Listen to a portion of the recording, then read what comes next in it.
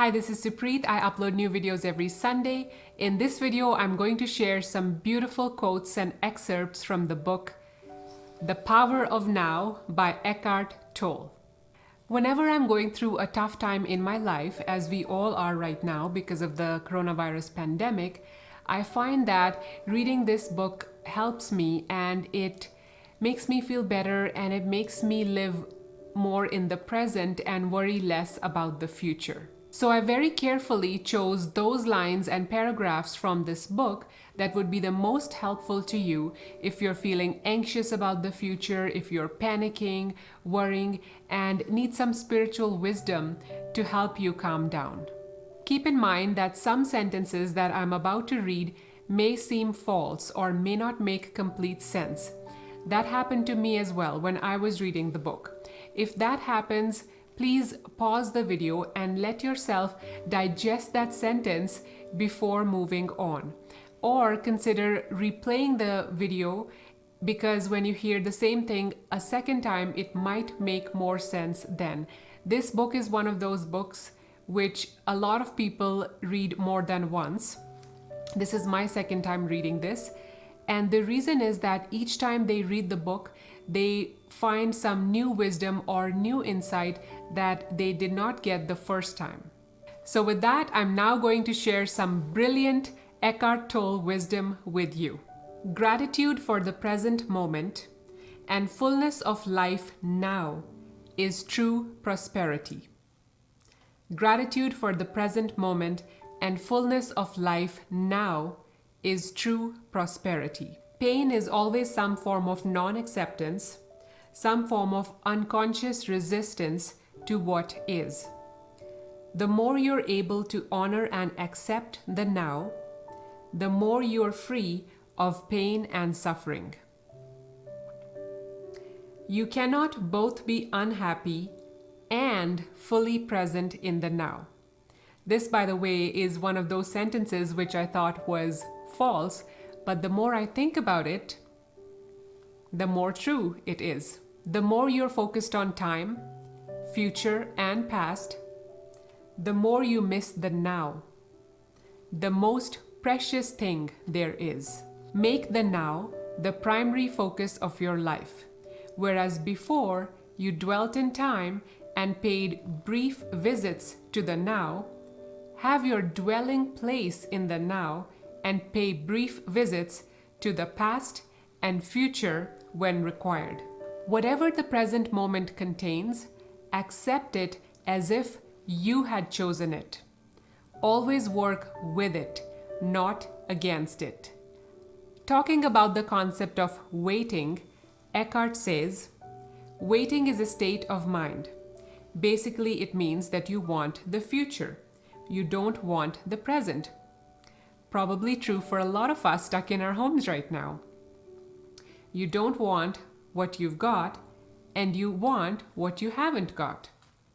With every kind of waiting, you unconsciously create inner conflict between your here and now, where you don't want to be, and the projected future where you want to be.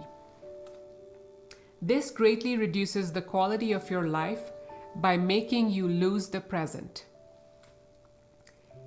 You are carrying in your mind the insane burden of 100 things that you will or may have to do in the future, instead of focusing your attention on the one thing that you can do now. Find the narrow gate that leads to life. It is called the now. Narrow your life down to this moment. Your life situation may be full of problems. Most life situations are. But find out if you have any problem at this moment. Not tomorrow, not in 10 minutes, but now. Do you have a problem now? If you find your here and now intolerable and it makes you unhappy, you have three options. Remove yourself from the situation, change it, or accept it totally. If there is truly nothing you can do to change your here and now, and you can't remove yourself from the situation, then accept your here and now by dropping all resistance. The false, unhappy self that loves feeling miserable, resentful, or sorry for itself can then no longer survive. This is called surrender. Surrender is not weakness. There is great strength in it. Only a surrendered person has spiritual power. Through surrender, you will be free internally of the situation. And now this paragraph that I'm about to read is very beautiful. I think is very, very applicable to our situation right now. Are you worried? Do you have many what-if thoughts? You are identified with your mind, which is projecting itself into an imaginary future situation and creating fear. There is no way you can cope with such a situation because it doesn't exist. It's a mental phantom. You can stop this health and life corroding insanity simply by acknowledging the present moment. Become aware of your breathing. Feel the air flowing in and out of your body. Feel your inner energy field. All that you ever have to deal with, cope with, in real life, as opposed to imaginary mind projections, is this moment. Ask yourself what problem you have right now, not next year, not tomorrow, not 5 minutes from now. What is wrong with this moment? You can always cope with the now, but you can never cope with the future. Nor do you have to. The answer, the strength, the right action, or the resource will be there when you need it. Not before, not after.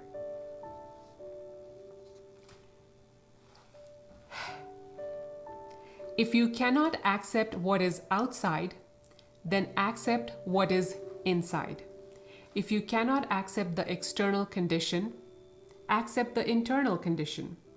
This means do not resist the pain. Allow it to be there.